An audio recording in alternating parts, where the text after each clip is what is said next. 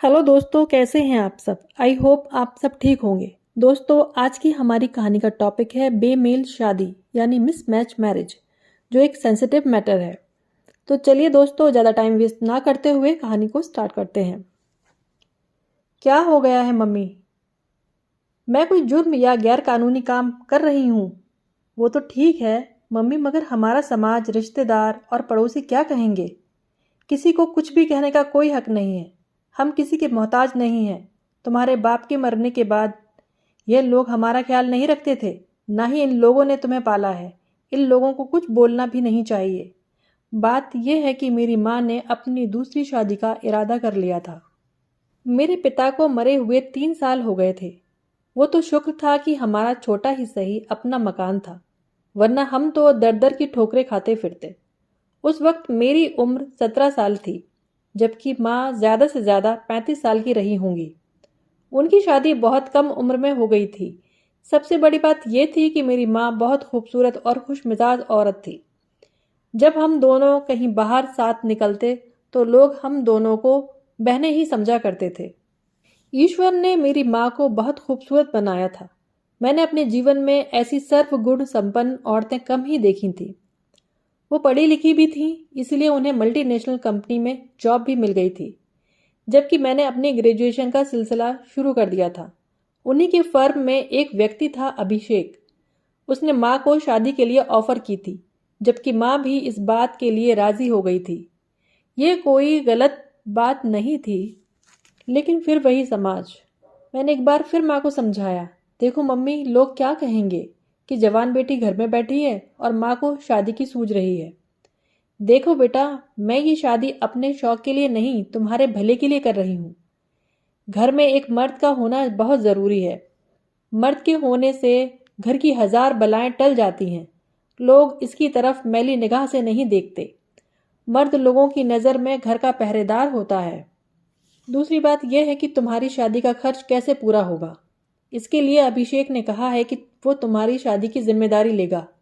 अच्छा कमाता है, उसकी सैलरी भी अच्छी है। इसके अलावा उसने कुछ सेविंग भी कर रखी है। सब पैसे मिलाकर तुम्हारी शादी करके इज्जत से विदा कर सकेंगे। और जहां तक रिश्तेदारों और खानदान वालों की बात है, तो उनकी बात ही बकवास है। मैं समझ गई थी कि माँ ने पक्का इरादा कर लिया है शादी करने का। मैं जानती थी कि माँ को समझाना बेकार है और मैं उन पर ज़्यादा जोर भी नहीं डाल सकती थी। इसके अलावा वो समझदार और पढ़ी लिखी भी थी, इसलिए कुछ सोच समझकर ही फैसला लिया होगा। पर मैंने इतना ज़रूर कहा कि इस मकान को किराए पर दे दो, हम कहीं और शिफ्ट हो जाते हैं, ताकि लोगों को बातें बनाने का मौका न मिल सके। वो बोली, हाँ ये तो हो सकता है। और कुछ कहना चाहती हो तो वो भी बोल दो। मैंने कहा, मैं उस आदमी से मिलना चाहती हूँ जो तुम्हारी जिंदगी में शामिल होने जा रहा है। मेरी ही नहीं, तुम्हारी भी। माँ ने कहा, तुम वैसे ही उसका भी आदर व इज्जत करोगी जैसे अपने पिता की करा करती थी, क्योंकि वो एक अच्छा आदमी है। तुम मेरी जवान बेटी हो, इसके बाद भी वो तुम्हें सहारा देकर मुझसे शादी करना चाहता है। और फिर एक दिन अभिषेक हमारे घर आ गया। माँ ने उसे खाने पर बुलाया था। मैं तो उसे देखकर दंग ही रह गई थी। वो एक जवान आदमी था और बहुत ही स्मार्ट, हैंडसम और खूबसूरत आदमी था, और अच्छा कमाता भी था। उससे तो कोई भी कुंवारी हसीन लड़की शादी कर सकती थी, लेकिन वो माँ से शादी करना चाहता था, जो विधवा थी, जिसकी 17 से 18 साल की जवान लड़की थी। माँ तो उसके सामने बिछी बिछी जा रही थी। वो माँ से कम 12 से 13 साल छोटा था। उसने मुझसे तो तमीज के दायरे में रहकर ही बात की थी। वो मुझसे मेरी पढ़ाई लिखाई के बारे में बातें कर रहा था। मेरा दिल तो चाहा कि मैं उससे पूछूं कि आखिर वो मेरी माँ से शादी क्यों कर रहा है। सच तो ये है कि मुझे ये सब बहुत बुरा लग रहा था।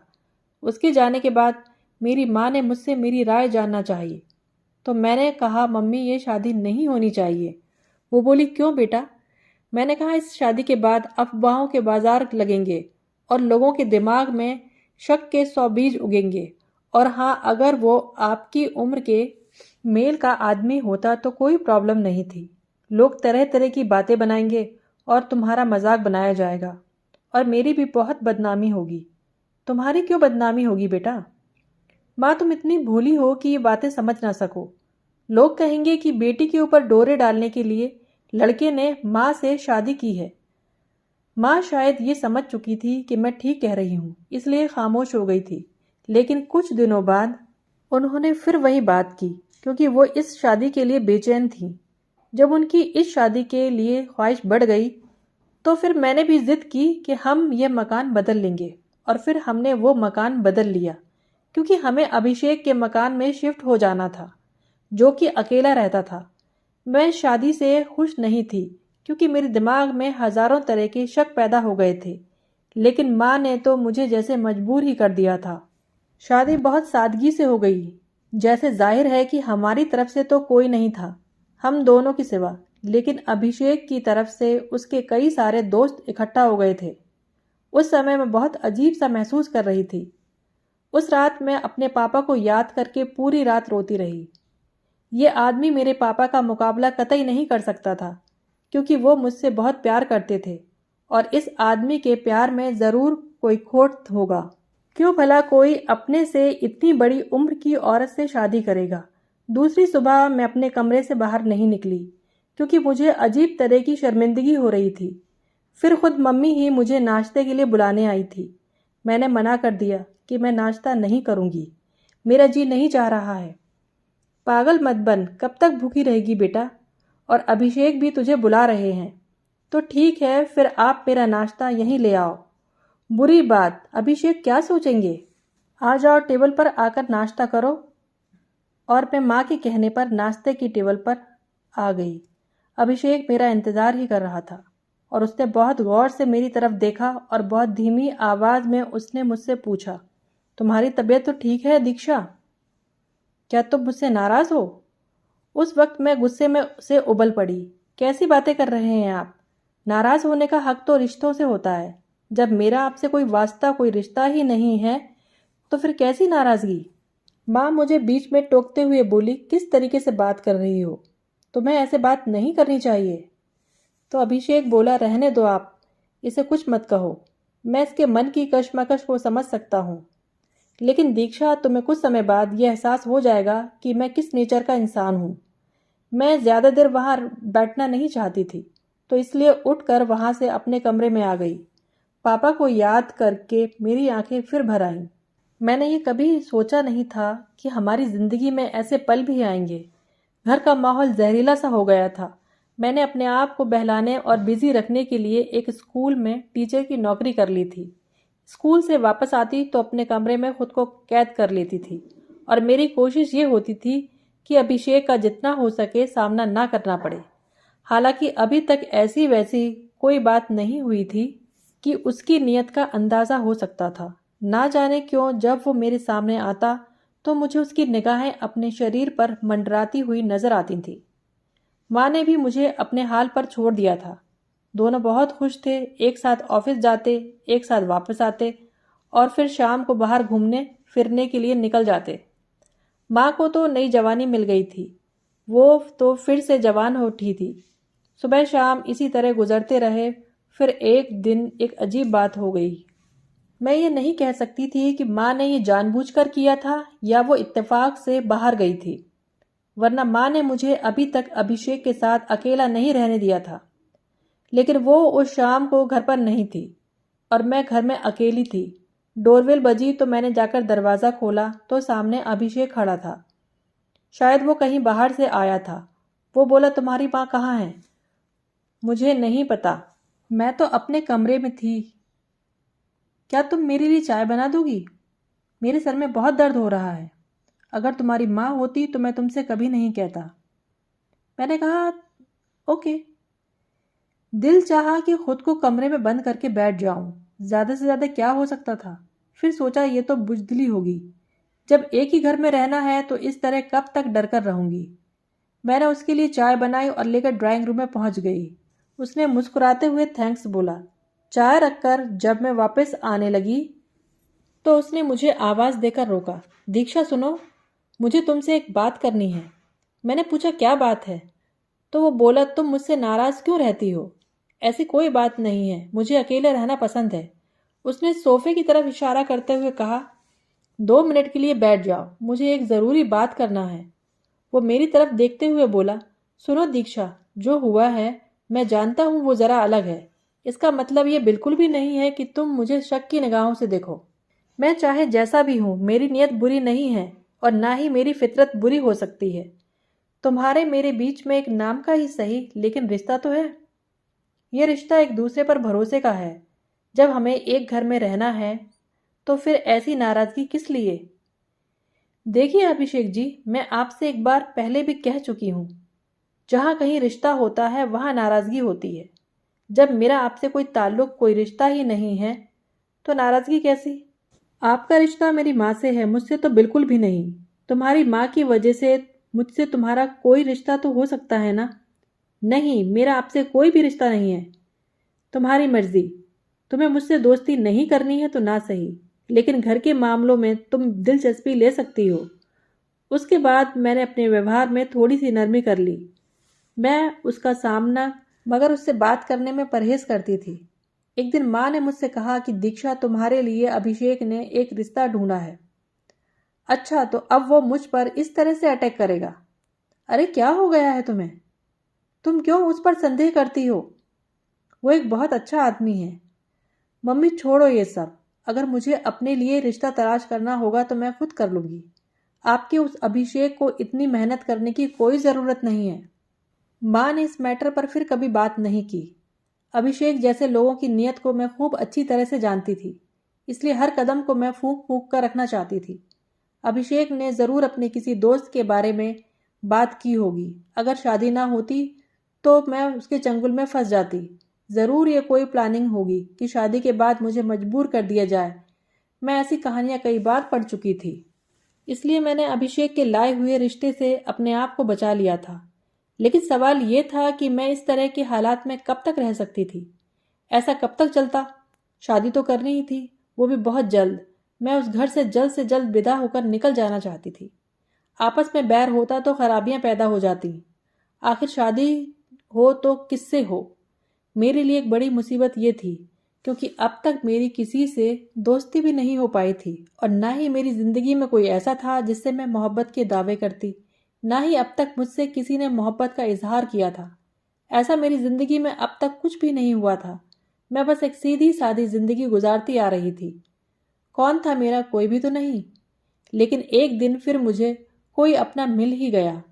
वो स्कूल में अपने छोटे भाई के एडमिशन के लिए आया था।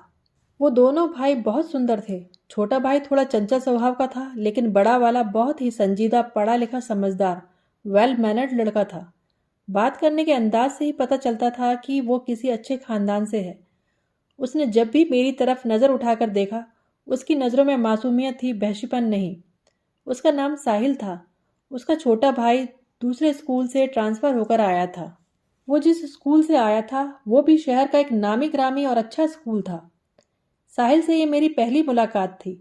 मैं घर जाकर पूरे टाइम उसके बारे में ही सोचती रही। कुछ लोग ऐसे भी होते हैं ना, कि जिनसे मिलकर जिंदगी से इश्क हो जाए। साहिल भी बेशक ऐसा ही था। उसके बाद बहुत दिनों तक उससे मुलाकात नहीं हुई, लेकिन एक दिन एक ऐसी बात हुई जिसने मुझे हैरान ही कर दिया। उस समय मैं स्टाफ रूम में बैठी को टेस्ट कॉपियां चेक कर रही थी। साहिल का छोटा भाई वंश उस समय मेरे सामने बड़े ही आदर के साथ खड़ा था। फिर वो मुझसे बोला, टीचर, क्या आप जानती हैं मैं अपने उस स्कूल को छोड़कर इस स्कूल में क्यों आया? मैंने कहा, मुझे क्या पता। वो बोला, टीचर, आपके लिए। मेरे लिए? क्यों? साहिल भैया मुझे ज़बरदस्ती आपके स्कूल में लेकर आए हैं। उन्होंने आपको शायद कहीं देखा था, इसलिए उन्होंने मेरा एडमिशन ज़बरदस्ती आपके स्कूल में करवा दिया। वो जो कुछ कह रहा था उसे सुनकर मुझे बहुत हैरानी हुई। मेरा दिल ये सुनकर बहुत ज़ोरों से धड़कने लगा। वंश झूठ नहीं बोल सकता था, क्योंकि वो एक बहुत अच्छा बच्चा था। शायद साहिल ने मुझसे बार बार मिलने के लिए ये तरीका सोचा था, लेकिन कितना अनोखा और हैरत अंगेज तरीका था। बस बस चुप हो जाओ, अपने काम पर ध्यान दो। हर एक को ये बात बताते मत फिरना। Yes teacher. मैंने कॉपी चेक करके उसके हाथ में थमा दी और ये सोचती रह गई कि आज इसने ये क्या बात कर दी और साहिल ने मुझे कहाँ देख लिया। जो भी था, लेकिन उसने मुझसे जान पहचान बढ़ाने के लिए बहुत विनम्र रास्ता निकाला था। फिर एक दिन साहिल अपने भाई की प्रोग्रेस मालूम करने के बहाने स्कूल में आ गया। मैं उसके आने का मतलब समझ चुकी थी। मैंने उसकी तरफ देखते हुए पूछा, साहिल आपने अपने भाई का इस स्कूल में एडमिशन क्यों करवाया? स्कूल की रेपुटेशन अच्छी है इसलिए। साहिल आप जो कह रहे हैं आधा सच हो सकता है, पर पूरा नहीं। तो फिर पूरा सच सुनिए, आपके लिए। आखिर मेरे लिए क्यों? अब मैं इसके अलावा और क्या जवाब दे सकता हूँ कि आप मुझे अच्छी लगी थी। माफ़ करना, मैं आपसे निसंकोच बोल रहा हूँ। किसी की पसंद या नापसंद पर कोई पाबंदी नहीं लगाई जा सकती, है ना? ये कोई जुर्म भी नहीं है और ना ही कोई गुनाह है। कुछ मामले ऐसे होते हैं जिसमें इंसान सिर्फ बेबस होकर रह जाता है। ये पसंद का मामला भी कुछ ऐसा ही होता है। वेरी गुड, आपने मुझे कहाँ पसंद कर लिया? रास्ते में। एक बार रास्ते में और एक बार मार्केट में देखा था। जब मैंने आपके बारे में इंफॉर्मेशन निकाली तो पता चला कि आप इस स्कूल में पढ़ाती हैं। फिर आपसे निकटता बढ़ाने के लिए मैंने आपके स्कूल में अपने भाई का ट्रांसफ़र करा लिया। मेरे पास कोई और रास्ता नहीं था, क्योंकि मैं उन लोगों में से नहीं हूँ जो लड़कियों का रास्ते में रोक कर उनका पीछा करते हैं या उन्हें ज़बरदस्ती परेशान करते हैं। उसकी ये बातें मुझे अच्छी लग रही थी। इस बात का अंदाज़ा हो गया था कि वो फितरत से एक अच्छा इंसान था। कहाँ तो जिंदगी भर मोहब्बत नाम की कोई चीज़ मेरे पास ना फटकी थी। कहाँ ये हाल था कि बिन मांगे ही मोहब्बत मिल गई थी, क्योंकि मोहब्बत करने वाला मेरे पास खुद चलकर आया था। अगर सच्ची मोहब्बत दरवाजे तक आ जाए तो उसके लिए दरवाज़ा खोल देना चाहिए। मैंने साहिल के प्यार के लिए अपने दिल के दरवाजे खोल दिए थे। हमारी मुलाकातें होने लगीं। अब मुझे सारी दुनिया बहुत खूबसूरत नज़र आने लगी थी और घर का माहौल भी सुखद लगने लगा। अभिषेक और मम्मी ने इसके बाद मुझसे शादी के बारे में कोई भी बात नहीं की थी, और ये अच्छा भी था, क्योंकि उससे घर का माहौल भी खराब हो रहा था। मैं और साहिल पूरी तरह एक दूसरे के हो गए थे। जैसे जैसे मैं उससे मिल रही थी वैसे वैसे उसकी अच्छाइयाँ मेरे सामने आती जा रही थी। उसने उच्च स्तरीय शिक्षा प्राप्त की हुई थी और वो एक मल्टीनेशनल कंपनी में ऊंची पोस्ट पर था। उसके माता पिता भी वेल एजुकेटेड थे। उससे छोटे दो भाई थे, एक कॉलेज में और एक छोटा वाला मेरे स्कूल में पढ़ता था। साहिल एक संस्कारी लड़का था। उसने अब तक मुझसे एक बार भी नहीं पूछा था कि मैं कौन हूँ और मेरा बैकग्राउंड क्या है। लेकिन एक दिन मैंने खुद ही ये बात छेड़ दी कि साहिल, तुम मेरे बारे में और मेरे बैकग्राउंड के बारे में क्या जानते हो? दीक्षा, मैं तो सिर्फ तुम्हें जानता हूँ। तुम्हारे बैकग्राउंड से मुझे कोई लेना देना नहीं है। तुमने अपने बारे में सब कुछ बता दिया है। तुम्हें मेरे बारे में जानने का पूरा हक है। तो ठीक है, तुम ही बता दो। मैंने अपनी ज़िंदगी की शुरू से लेकर आखिरी तक की सारी कहानी उसे बता दी। मेरी ज़िंदगी का सारा सच सुनने के बाद भी उसके व्यवहार में कोई फ़र्क नहीं पड़ा था। मेरी माँ ने एक जवान लड़के से शादी कर ली जो उनसे उम्र में बहुत छोटा है। क्या तुम्हें इन सब बातों से कोई फ़र्क नहीं पड़ता? तो क्या हो गया? इस तरह के कई मामले हैं, इससे क्या फ़र्क पड़ जाता है? तुम ये सोचो कि तुम्हारी माँ ने कोई गलत रास्ता नहीं अपनाया, लेकिन साहिल सोचो, उस जवान आदमी ने आखिर मेरी माँ से शादी क्यों कर ली? अरे वो तो ठीक है, ये बताओ उस आदमी ने तुम्हारे साथ कभी कोई गलत हरकत की है? नहीं, अभी तक तो कुछ ऐसा नहीं हुआ है। तो फिर तुम ये सब भूल जाओ।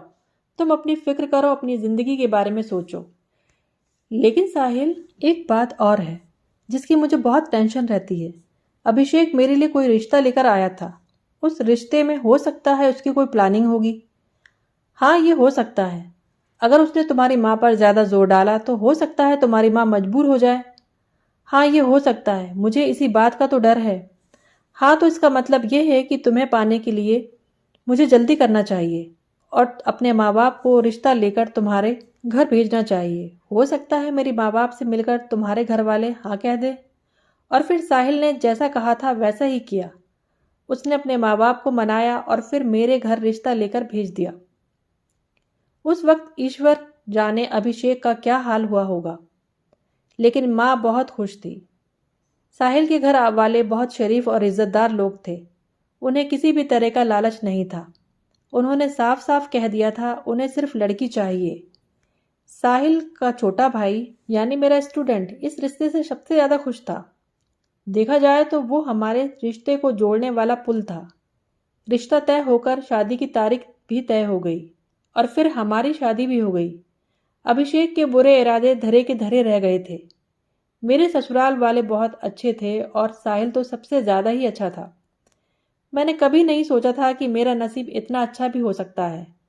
मेरी ज़िंदगी खुशियों से भर गई थी। मेरी ज़िंदगी में अब हर चीज़ बहुत खूबसूरत हो गई थी। शादी के बाद के रस्म के मुताबिक मुझे अपने घर जाना था, लेकिन मेरा मन नहीं कर रहा था। मैंने साहिल से कहा कि मेरा वहाँ जाने को दिल नहीं करता है। साहिल ने पूछा, क्यों? वहाँ मेरा है कौन? माँ है तो वो खुद यहाँ आ जाती, और अभिषेक से तो मुझे क्या लेना देना है। वो सब तो ठीक है, लेकिन रीति रिवाज के मुताबिक तुम्हें वहाँ जाना चाहिए। अच्छा, ऐसा करो कि हम दोनों वहाँ चलते हैं और रस्म पूरी करके हम दोनों साथ में वापस आ जाएंगे। हाँ, ये ठीक है। हम दोनों रस्म के मुताबिक मिठाई लेकर वहाँ पहुँच गए। मेरी माँ और अभिषेक ने खाने पीने की बहुत अच्छी व्यवस्था की थी।